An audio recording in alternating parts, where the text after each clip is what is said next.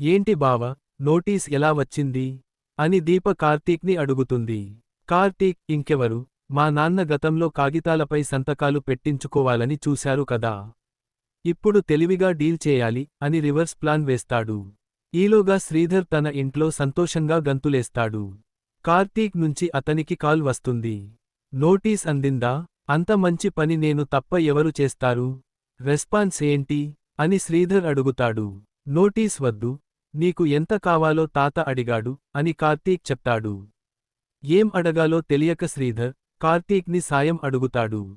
కార్తీక్, నువ్వైతే ఇక్కడికి రాకు మాస్టారు అని చెప్పడంతో శ్రీధర్ వెంటనే అక్కడికి వస్తున్నానని చెప్తాడు. శ్రీధర్ వస్తుండగా కావేరి, ఇప్పటికే ఓ తప్పు చేశారు, మరో తప్పు చేయకండి అని చెప్పినా అతను వినడు. శివన్నారాయణ ఇంట్లో అందరూ శ్రీధర్ కోసం ఎదురు చూస్తుంటారు. అప్పుడే శ్రీధర్ లోపలికి వస్తాడు.